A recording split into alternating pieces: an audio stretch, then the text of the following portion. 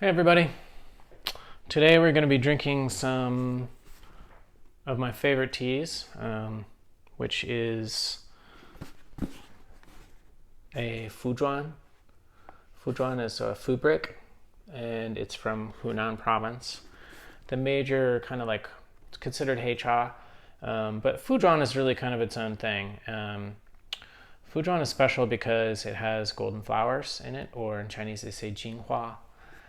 Which are little spores, and those spores are basically, I believe they actually inoculate the tea with the spores during a kind of, wet piling period of time. It's not as long as pu'er. I have to admit that I'm not as knowledgeable on the process of creating Zhuan as I am pu'er. But anyways, we're going to talk a little bit about Zhuan. I'm going to show you this product. We're going to drink it. We're going to talk about it. And I think it's one of these teas that I really good. It's kind of like my go-to tea when I'm just want to have a really good, nice tea session, but I don't want to get just like really, if I don't want to drink something like harsh, or I want to have something just a little bit more like easygoing, like if I wanted to drink pu'er or something, but I might drink Zhuan instead. I always find that it's really nice on the body. Like it just feels good. It always calms my stomach, and I feel calm after I drink it. It's a very nice tea. I don't know what exactly the medicinal effects are and things like that.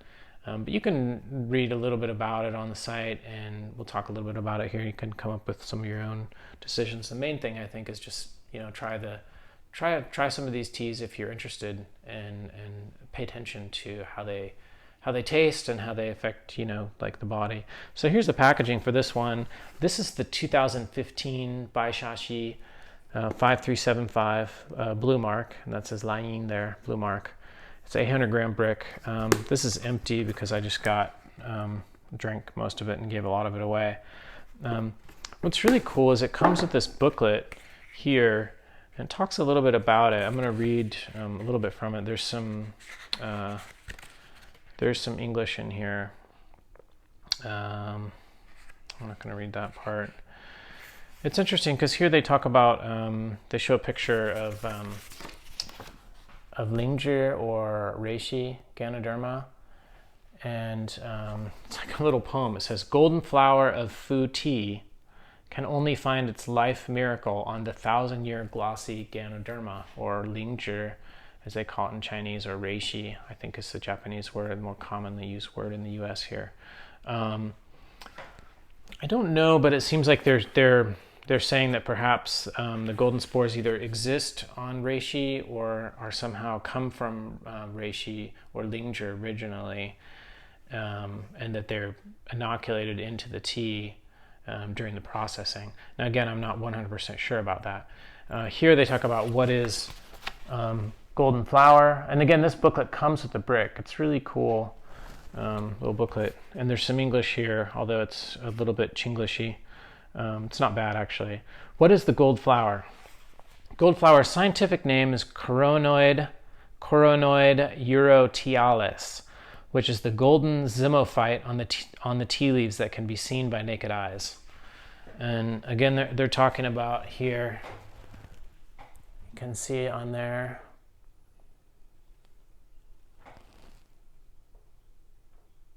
you can see that. We'll maybe add some close-up pictures too.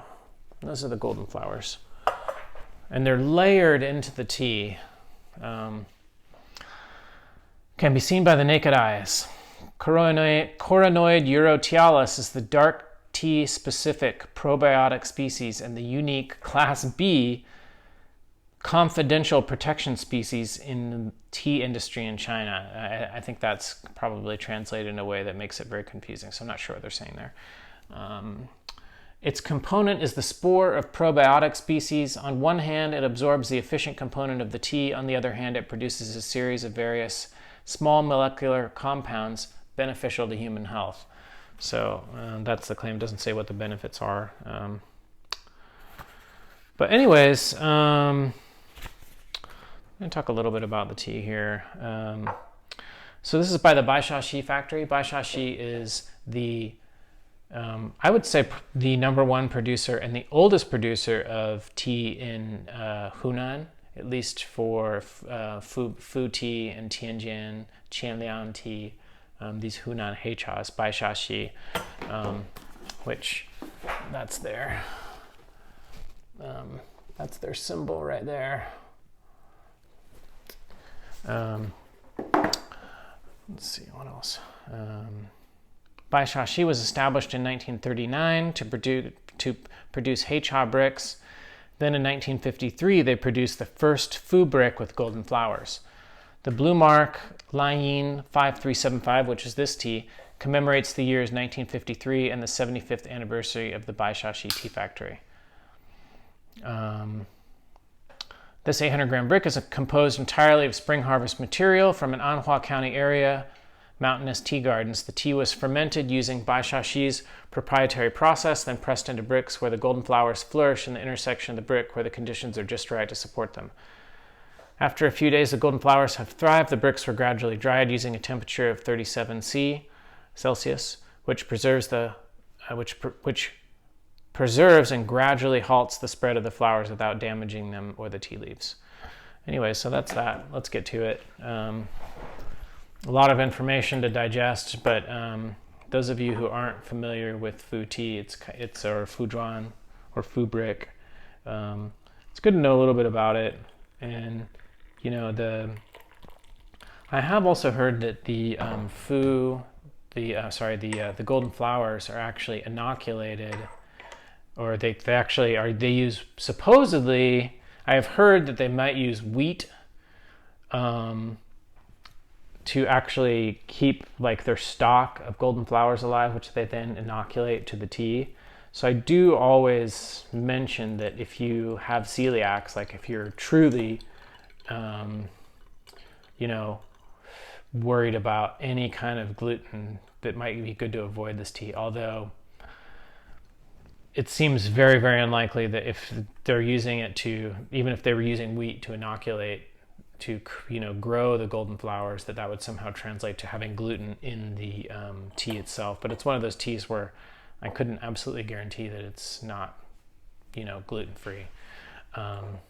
But again, if there was any amount, it would be parts per million, which I believe for some sufferers of celiac is enough to create a reaction. So just be advised about that if you do suffer from celiacs.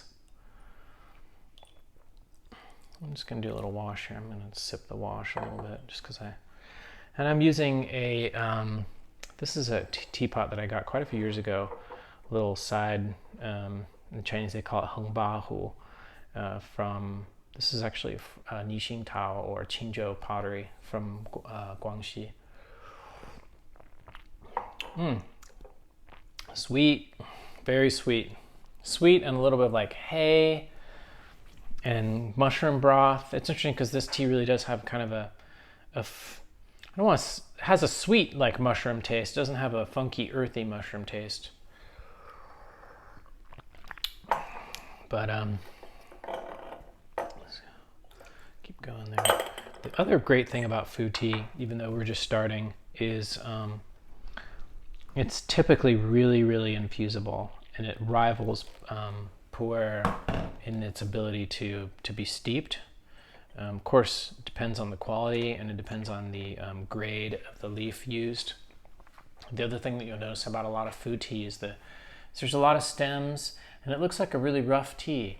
And again, this is a tea much like Pu-erh, where the emphasis is on not how the tea looks, but how the tea is and how it affects you, and the quality of the the experience of drinking the tea. So another reason that I believe that a lot of these Fu teas from Hunan are also very clean, because there's no advantage for them to put pesticides on the tea, because the appearance of the tea, unlike maybe green tea or black tea, doesn't really matter at all. Has no impact on the ability for people to sell the tea. In fact, some of the best, I'm kind of struggle with this because it's a right-handed one and I'm left-handed. Some of the best and most expensive Fu tea that I've had, I mean, I don't want to say it looks like, you know, crappy or anything, but it's just a lot of stems, a lot of, you know, like Huang Pian, more mature leaves. It's kind of just, it is what it is. I think they believe they harvest all the leaves from one area and they put them together and they do the kind of the wet piling oxidation that they do on them.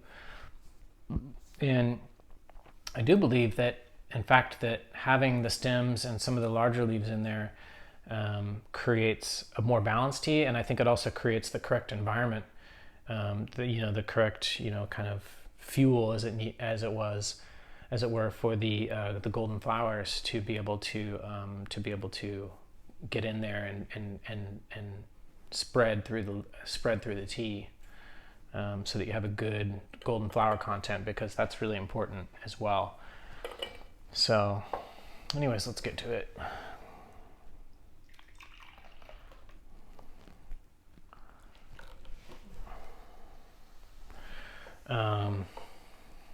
Yeah, I have been drinking a lot of these teas. I've been adding a lot to our catalog. Some of the other producers that I really like, Yuntai, Gaomaerxi, Gaojiashan. Gaojiashan is actually probably my favorite, and that's spelled Gaojiashan. And most of these producers also produce Qian Liang tea and also Tianjian. Tianjian tea is typically not a pressed tea, although sometimes they'll press it into a basket. And Tianjian is not a golden flower tea. And it typically is more of a graded, finer leaf. But Tianjian is also very interesting. Tianjian can also have a smoked taste to it as well, like intentional smoking. I have had some Fu bricks that have a smoky taste as well. Some of the Tianjian are very smoky. But also I think I have reviewed a Tianjian, a 2012 Tianjian by Gaojiashan. You can link to that below so people can find that. I did a video review of that.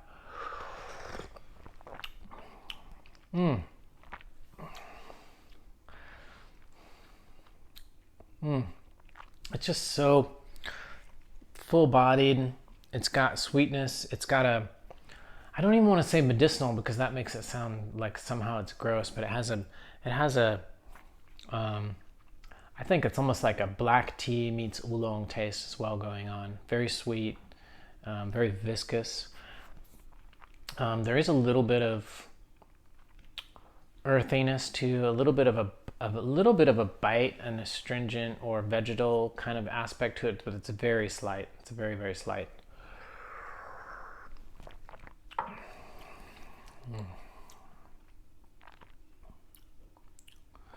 And I think I probably used about 12 grams here, and this pot's probably about 170, 180 milliliters, so I'm brewing it fairly strong. Let's keep going here.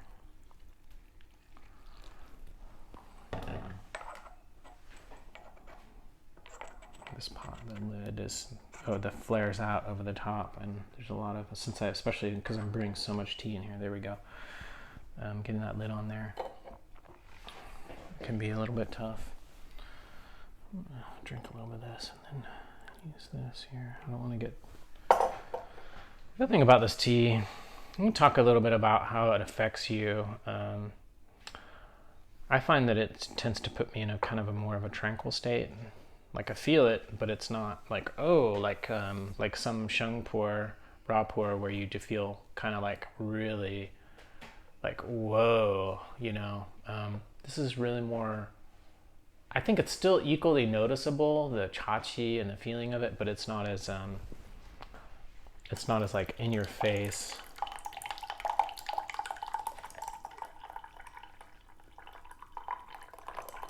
Maybe I've been drinking too much this recently, but I feel like this and sheng pu'er would probably, a few sheng pu'ers would be my kind of like desert island teas. You know, if I had to choose, but hopefully I'll never have to choose.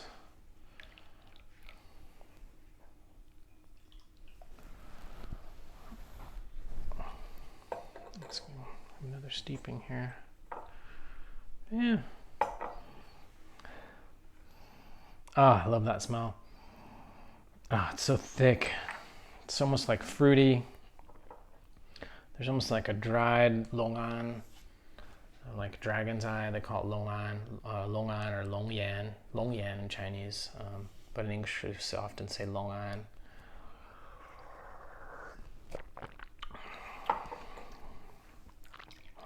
That was second cup. There was kind of a mix of the second and third, or the first and second infusion.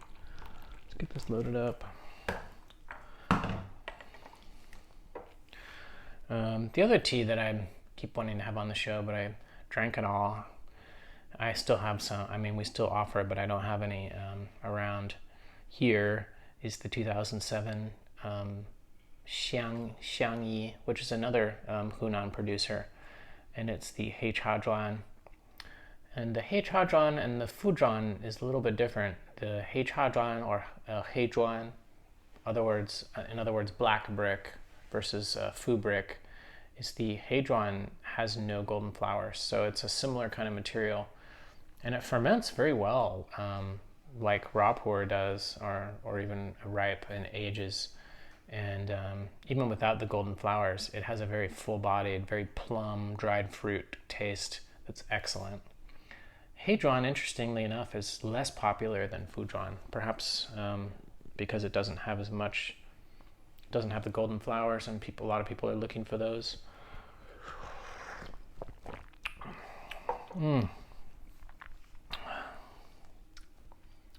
So full-bodied and sweet. And a nice kind of like aftertaste. You feel like when after you drink it, it's like makes your, it's almost like there's a layer of like gassy, creamy oiliness on the top of your tongue that kind of gives this expansive feeling.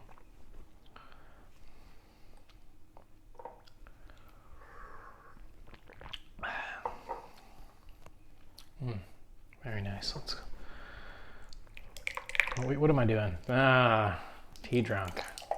Just pouring it directly into my cup. I'm like, Actually, I've been brewing so much with the little 60 milliliter gaiwans recently directly into my cup that I just kind of like start doing that.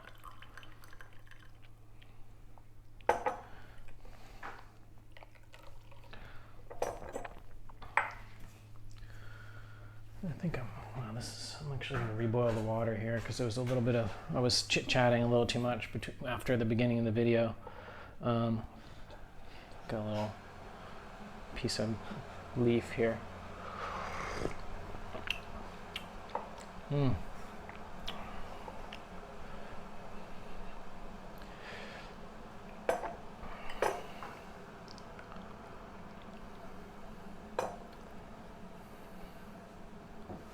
Drink more tea. All right. There we go. I'm trying to think what else to talk about. We are going to be getting some Qian Liang tea very soon. It's already been purchased. It's being photographed. And the Qian Liang tea that we're getting is actually Qian Liang means 1,000 liang, which is a unit of measurement. In modern standard, the Qian Liang tea is this huge long thing, and it's, I don't even know, 8 feet long or longer. And they weave bamboo around it. And they tighten, well, when they tighten it, it's literally just this huge block of continuous tea. It's a long thing. And they tighten it, they use wire and they tighten bamboo and they tighten it into this real tight thing that's probably about this big around. And it's maybe 8 feet long, and it's 36.25 kilos. And typically, once it's been aged, or once they decide that they're going to start using it, they run it like through a bandsaw, and they cut it in exact, straight down, so you get these discs that are kind of look like pu'er cakes, and depending on the compression of it, I believe they take an average, but it's a certain, kind of width or, thickness, and they just will cut, and it'll be 650 grams or 750 grams for one cutting of it.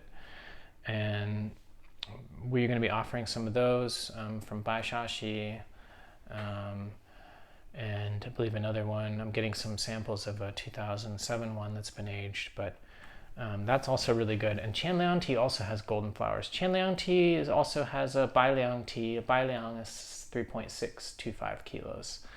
And those are smaller, and those often, if you cut them in little coin type things, they'll be about 100 grams each. So Hunan Hei Cha has got a lot of variety and a lot of really good teas. And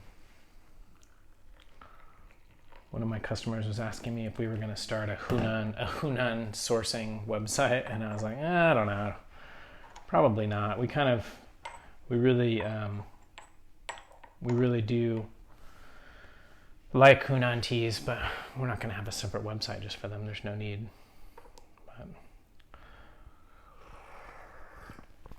But pour this out here.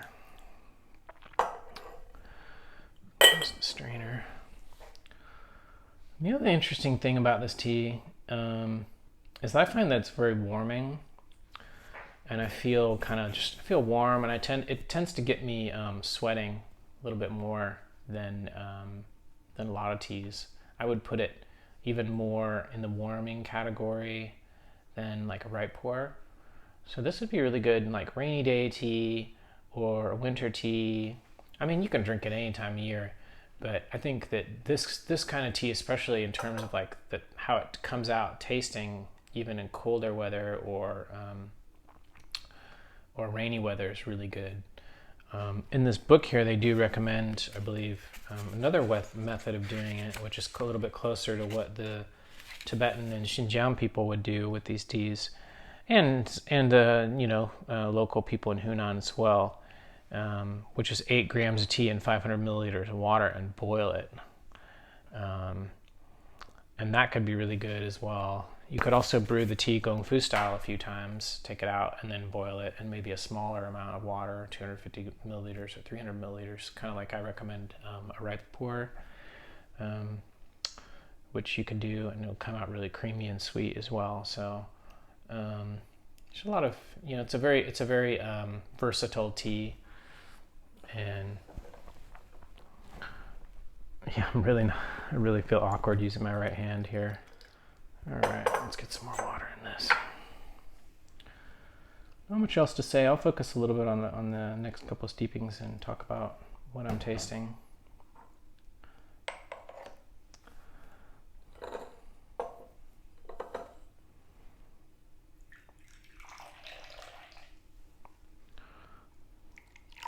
Oh, I do want to plug the Yunnan, the Facebook group, Yunnan Sourcing Fans.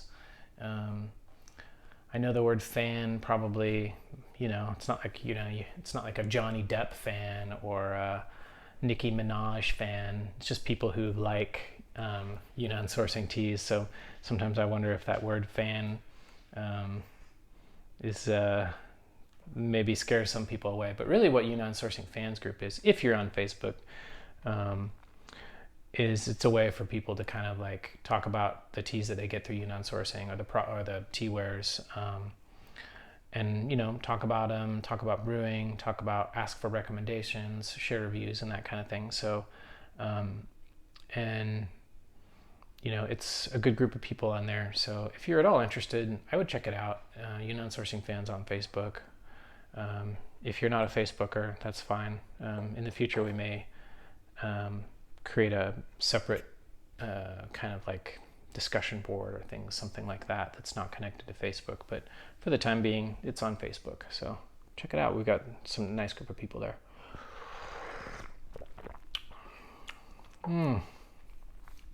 Not much difference from the earlier steeps. The little bit of vegetal taste has faded, but that real sweet, there's almost like a malty, creamy fruity sweetness that this tea has.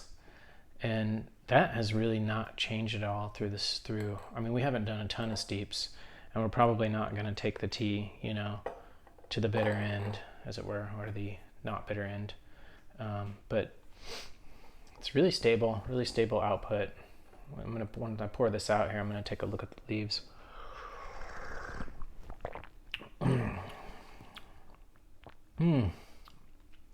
I really don't know how to describe that taste either. I'd be interested if any of you have tasted this tea to put in the comment sections, kind of like even like some real basic tasting notes, because I don't really know how to describe the flavor of this tea. It's really tricky. There's no smokiness, not in this one. I did drink a Pu-erh yesterday, one that we don't offer yet, that was quite smoky, much like a Tianjin, like an intentionally smoked Tianjin, which I think it was. This one was intentionally smoked. Fascinating tea. This one is none of that. It's more of a traditional Zhuan.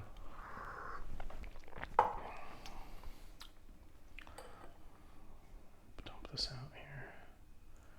This teapot is a little bit bigger than needed, but I wanted, this is my Hei Cha teapot, and I've been neglecting it because of, you know, this, I don't want to call him a home wrecker, but but this teapot here, it gets more attention and more handling than any of these other teapots here. So there's got to be a little bit of some jealousy here, you know. I wonder if there isn't like a little bit of, I can't stand you. Always get to brew the tea.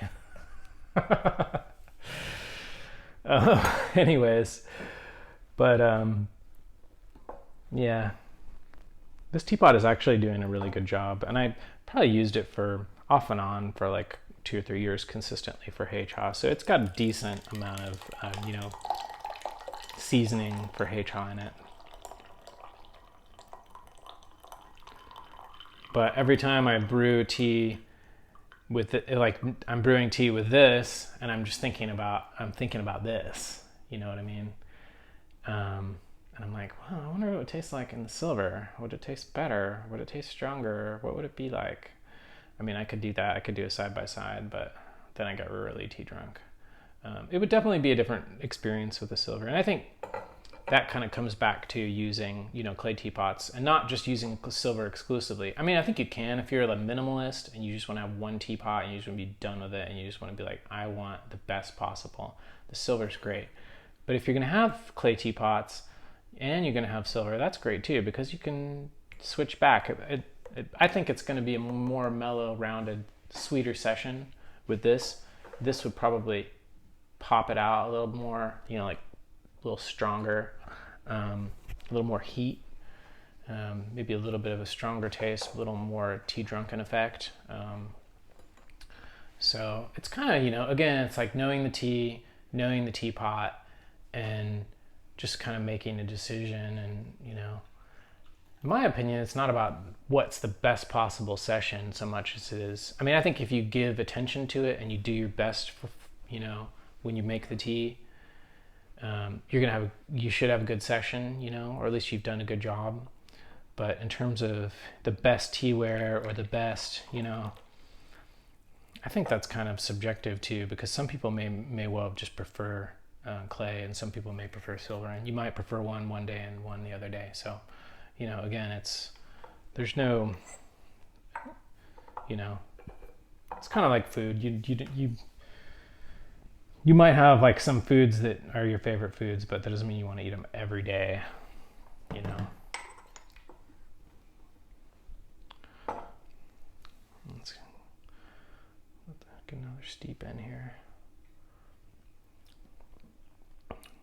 The other thing about food tea, a good food tea like this one, is there's a real kind of like Chinese say ren, like a ren, which is like a slippery or lubricating kind of thing going on with the mouth. It's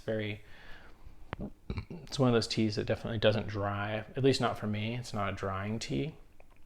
It's very much the opposite.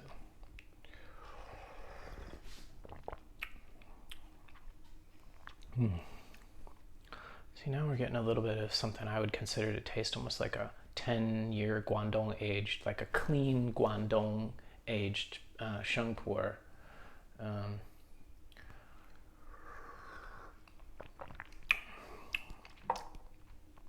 In fact, I tasted and we offered actually, because I was really impressed with how fascinating it was.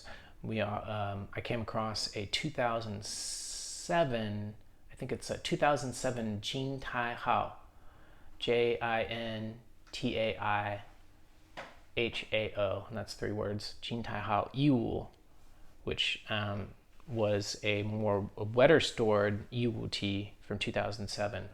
And I was drinking it, I was like, wow, this tastes a little bit like Fu Cha, you know, like it had that very similar kind of sweetness, and it was just the most closest thing I've ever tasted in sheng pu'er to fu tea. So that one's definitely worth checking out too. That's a relatively recent addition to our catalog, maybe 6 months. But I'm definitely getting a little tea drunk now. I kind of yeah.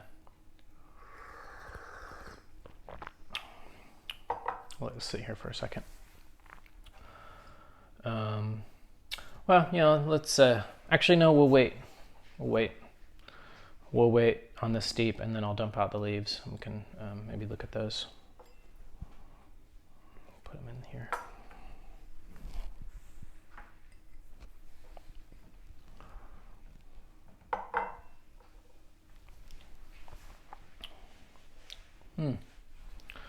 All right, I'm not gonna make you wait.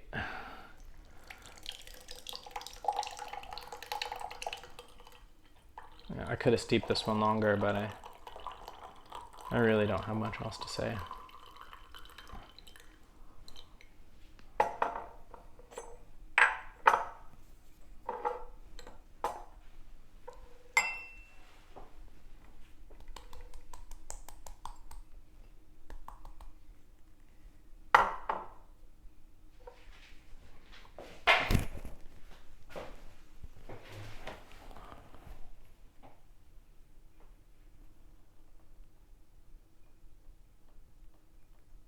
Yeah, nice, kind of olive green leaf. You can tell it's like it almost looks like a roasted oolong, the color. But anyways, that's about it. Definitely check this out. 2015 5375 Bai Sha Xi Tea Factory, Hunan. You can find it under Hei Cha, Zhuan tea, or Zhuan brick tea on our site, or you can search Zhuan 5375. Check it out. It's great tea. I think you'd really enjoy it. Thanks for watching.